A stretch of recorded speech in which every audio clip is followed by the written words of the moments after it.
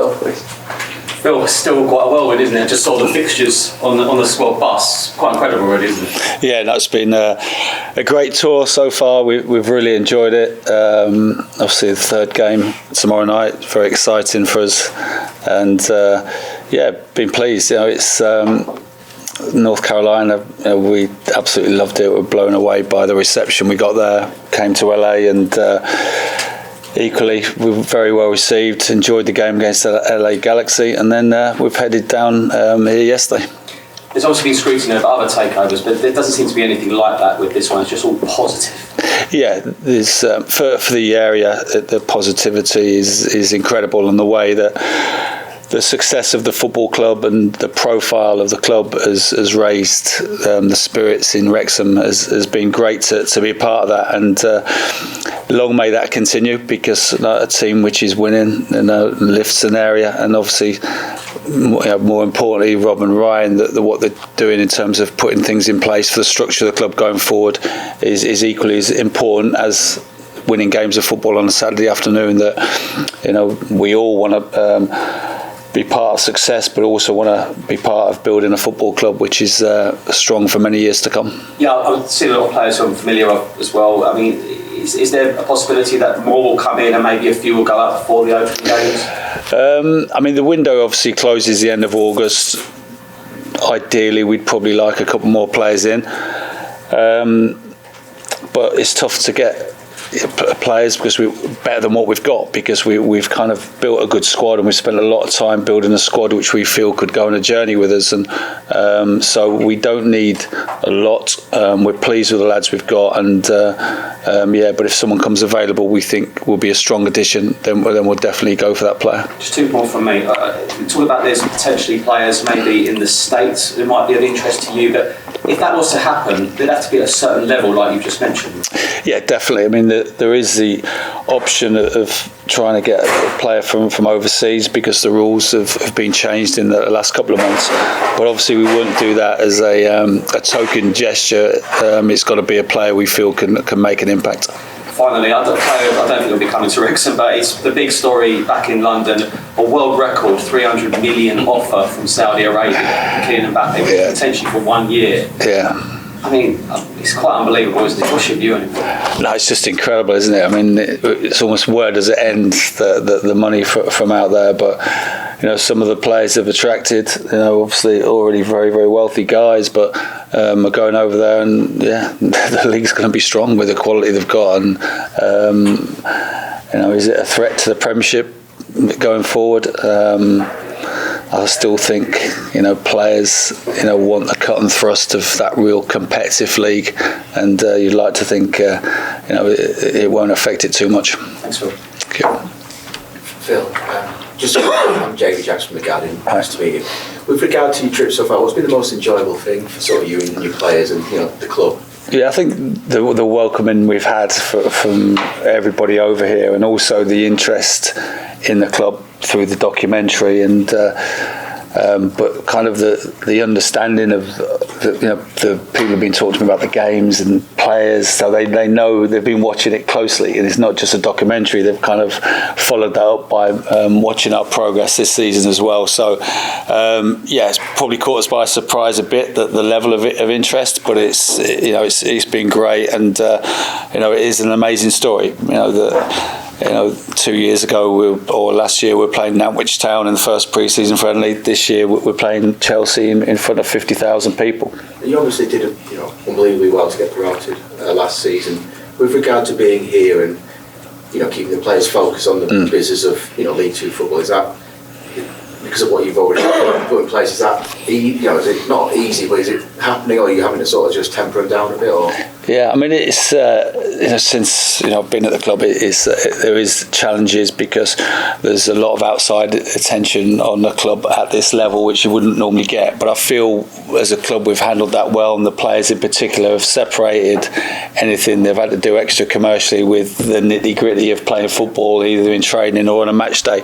So and we always speak to the lads about that. We're constantly in meetings, we're mentioning that we represent Wrexham, a working class town, and there's certain demands when you pull on a Wrexham shirt, and I feel the lads have kept very grounded.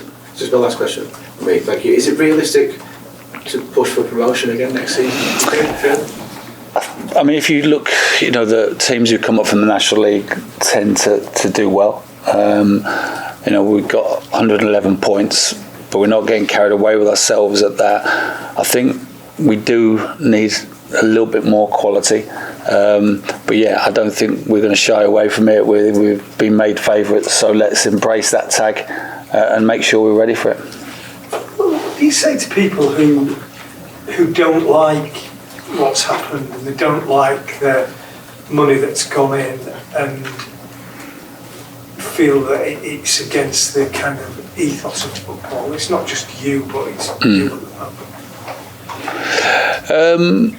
Yeah, I mean, I haven't come across much negativity personally about the Wrexham story. I mean, it's just, Rob and Ryan have bought the club with great intentions to lift an area, and that's what they've done. And have spent money, but the club had been neglected through no fault of anyone for 15 years, and had really struggled financially. So the squad needed to be built to give us a chance of getting out of the division, because the National League, as many of you know, is competitive. And only one team goes up automatically, and there's teams in the National League, who are big clubs. Obviously Notts County, Chesterfield last year, Oldham, an ex-Premier League club are still in there this year. So the squad needed investment, but equally we have a wage structure, and we stick to that, and we try and look at every potential signing very, very closely. And if we go to buy a player from a club and we think that the fee's too much, we just walk away from it. So it's not like there's an abundance of money or we're there just to waste it. We're looking to build a club and a squad for the future. I mean, you're there to be shy. Anybody who's got a profile and plays Man United and Chelsea on tour, that I would imagine your rivals in League Two are going to be saying, look at them, we'll show them. Definitely, I think definitely. And we had that last year in the National League, honestly. Every game we went to, everyone came home, obviously looked to raise the game, but away from home in particular, it was everyone's biggest crowd of the season, whether it was Woking or it was Maidenhead. But we just said, lads, we've got to learn to deal with that. That teams want to beat us, but that's we've got to be strong enough as a squad to accept that and be ready to come through that. Just on that, I mean, how do you deal with the level of expectation? Because some of the things I've seen read and said, you're expecting to do things that the normal League Two sides wouldn't be expected to do.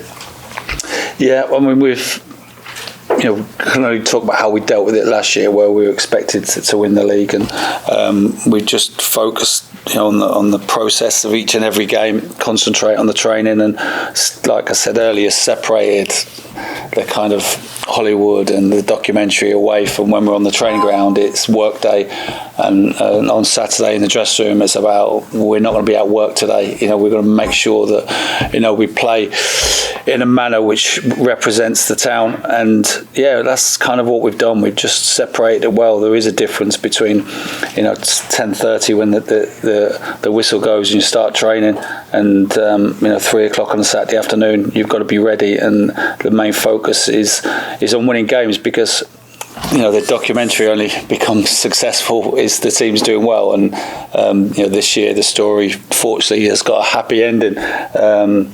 It was our job to make sure that it's going to be great when the next series comes out. So it doesn't bother you when you hear Rob and Ryan talk about reaching the Premier League in certain times when you just kind of... Yeah, I mean, I think that's when you look at teams like Luton. They've got to, you've got to say why not. You have, because Luton were in this position. So I don't think it's a case of us getting carried away with it as ourselves. I think if you understand that you need to build a club properly, put the foundations in place like a Luton Town have done, then why can't Wrexham emulate them one day? So it really isn't a case of us like getting carried away with ourselves. Bournemouth, years ago under Eddie Howe were on the brink of going out of business, have gone in the Premiership. Blackpool have been in the Premiership. So there's lots of examples. So why not Wrexham? But of course, at the moment we're concentrating on the start of this season. Just more short term, do you take any part from what Stockport did? Obviously, they got promoted and got to a playoff final. Yeah, definitely. Yeah, there's teams which have gone up, which have done well. We've looked at that and what they did, and listen, it's very exciting for us. I think the division's going to be a good one this year, the Division 2, because other teams like Gillingham, Bradford, Mansfield are all spending money, because I think they've all looked at us and Notts County coming up and thought, we need to up our game a little bit because it's going to be even more competitive. So that makes it really exciting, and I think it's going to be full of thrills and spills along the way. You mentioned there that playing Wrexham last season was everyone's biggest game of rivals, and you essentially had a target on your backs. Is that born out of a sense of jealousy, maybe, Andy? Because those clubs would love to have been in the position that you're in, the clubs with the input and the profile of the owners and the investment. Yeah, possibly, but I think all the people I've spoke to away grounds and opposition players, they've all enjoyed the story. They want to beat us, but when we have a drink afterwards, people say, "Well, I've loved watching it," and opposition fans have said the same. So I haven't really picked up any anti-Wrexham feeling. I haven't, because genuine football people, will love the story. They go the extra yard to beat us, but I haven't detected too much jealousy, no. Between your show and Matthew's arrival, how are you guys changing the soccer in America? It's huge to be even talked about in those terms, because I think the Messi signing is an incredible one, because even though he's 36, it's not a player come at the end of his career in terms of his ability, because last year he won the World Cup and he was outstanding. So the American people are going to get to watch one of the best, or the best player of a generation, and that is incredibly exciting. I think over in the UK there's going to be a lot of interest in the MLS now because of that signing, and that's probably the intention, to bring him over here. Hey Phil, how much is this tour about football, and how much is it about exposure beyond the documentary?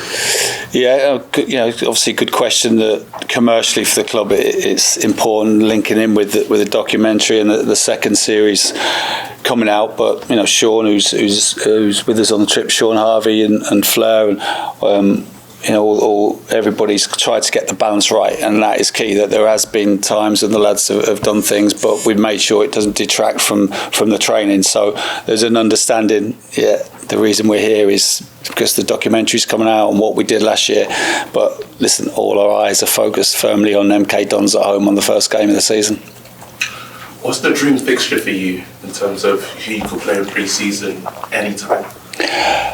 Well, I don't think we're going to get much bigger than Manchester United and Chelsea. They're the teams, everybody looks up to. Obviously, Man City, the top Premiership teams, are incredible to test yourself against those players, because there's practically a team full of internationals, even when it's not the best 11. The ones beneath that are quite often internationals. So it's a great test for our lads. And as you go up the leagues in football over in the UK, it's not just the technical ability, it's the power and the pace and the physicality of players which goes up a notch. So to live with that is going to be a good test for us tomorrow night, but I'd like to think we're ready for it.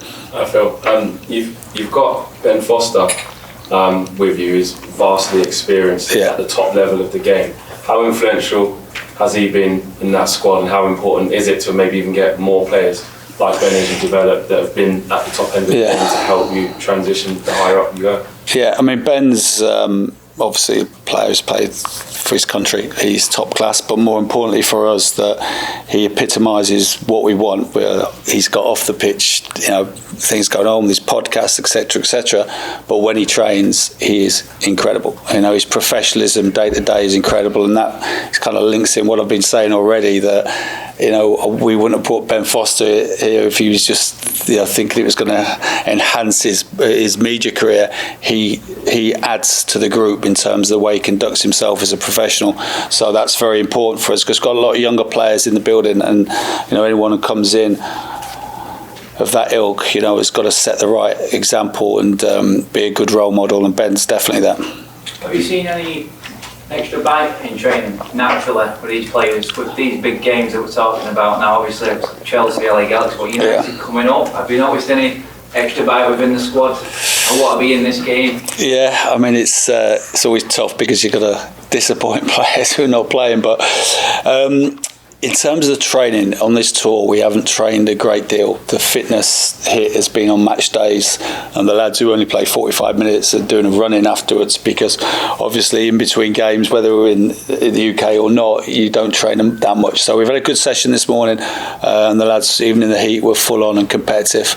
And I'm sure there'll be a few disappointed if they don't get to start the game tomorrow, but we've got to pick the team which we feel right is for our progression going into the start of the season. And as much as the glamour of these games is important, equally we're working hard on the minutes per player, so when we get back on the plane on Saturday, that we're happy that everybody is close enough to where they need to be. Have you seen, has any players come off, any comments? They were quick. That was a little bit different. That's a different ball game. Well, Chelsea was an interesting game because if any of you watched it, we actually did okay in the game. We had chances, didn't take them, but how clinical they were in the final third with the final pass, and we just said that's the difference in levels. There was we've had our goalkeepers had very much few saves to make, but the chances they had, they were absolutely clinical, and that is final third quality, separates teams from divisions. Do you wish you were playing Manchester United's first team? I mean, I'm probably happy with the team we're playing, because I think we've got to be realistic. If Man United had their full team out, it'd be a day of an evening of us not having the ball much, and there's still going to be an element of that. But I think it's going to be a very competitive game for the supporters to watch. That's what the aim is, and for us, in terms of where we need to get to, I think this game is going to be about right for us. Are there any under 21 players you got your eye on? Look out for in that? Yeah, not really. Obviously, we've got a decent knowledge of a few of them. We've got Dave Jones, who's our first team coach, who used to be at Man United and has got great contacts at the club. At the moment, we're not looking at the loan market because we want to just concentrate on getting our core of players as our own ones for the new season. What experiences has the US tour given your team facing larger teams? Facing what, sorry? Facing some of the top teams. Yeah, just but different challenges. LA Galaxy were young but very, very technical. Chelsea, like I said, were clinical in everything they did. So Man United will be on that level of Chelsea, I'm sure. But I think what we've tried to do, and I mentioned it already, is that we try to give the lads an experience everywhere we've been. We had a coach trip around Hollywood and Beverly Hills, and we don't want the lads to come on this trip and just be in the hotel and bed. Lads, you got to sleep. And we've tried to get that, but also let them get out into the local area. Not the bars, I hasten to add, but the local area to. Just get a feel for everything, because what chance do you get to be on a trip like this? So, we're trying to go away with the experience of the tour as well as the football. What have you done in San Diego? Well, the lads are going to a baseball game on Wednesday, which is I'm not, because it's my wife's birthday and she's over here. So, my wife and daughter. But a lot of the lads are going to baseball. Which would be great, because that is an experience, so we're doing that, and so that's what they're doing. Do you allow them to go to the beach? A few of them went down the beach in LA, and yesterday a few of them went down there as well. So, but obviously we don't want them sat in the sun all day equally. So, but we do want them to get a feel for the area, and it's what a place. It's amazing. And will Rob and Ryan be there tomorrow? I'll just check. Rob's here, isn't he, tomorrow? Fleur? Yeah, Rob's here. Rob's here. Ryan's not. He's filming in England, I think. Yeah. Just on the transfer scene. Yeah. You see with clubs when they take over for you get an added tax on it. Is that you were kind of alluding to before in terms of targets? I think there's a case of that if we put a call in, people may think, there's limitless kind of level we'll go to, but there isn't. There's a value in every player we try and sign, and we try and keep it as sensible as possible. So just you've had a chance to obviously. The team have had a chance to play against players of this calibre, like come out Chelsea, Galaxy, now Manchester United. But you, as a manager, did you get a chance to catch up with Pochettino? Have you got plans to catch up with Eric Ten Hag, and have any managers from teams higher up the divisions been in contact with you? Are you close with any of them? Well, Pochettino, we had an open training session the night before, which we were on first. They came after us. I had a really good chat with him about life at Chelsea, which was great, and I knew a few of the staff there anyway, and there's some good interaction. Man United, it'd be great to have that chat, because to see the way they're coping in the US and they're coping with the flights and the training and the heat, etc. So Pochettino was great. He was had a really good chat with him both the night before and after the game. Who are you most like? Managers out. Blimey, that's good. You'll have to ask Mo that. Not perfect. It's a tough question. It's I think the manager I most admire in football is obviously Sir Alex, because to keep reproducing year after year, and the way he evolved as a manager, and the timing of moving players on, bringing players in was exceptional. And I think all managers look at that period, and the last title he won before he left was a managerial masterclass, because the squad, from what I was looking at, wasn't as strong as it should have been. It needed to be to win the title, but I think that's he's an incredible manager. Coach, you mentioned Ron and Ryan before. Yeah. What's your relationship with them? Like, how much are they involved on the football side, and how much do we want to learn about the game? Because we know during the show we discovered that they basically didn't know nothing about the game before. So how is it? They've been great to work with, and I think that's very interesting that you picked up on that when I first came in and Sean and Fleur came in. They said, look, we don't know about the game, so we're going to employ people and trust them to do the job, and that's a great skill to realise that. And obviously they're learning all the time.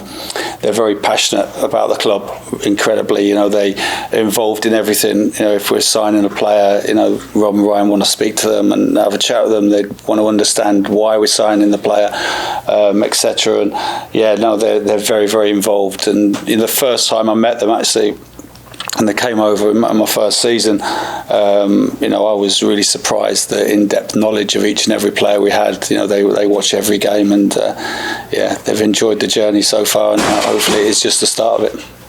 Thank you. Thanks, guys. Thanks a lot. Cheers. Thank you.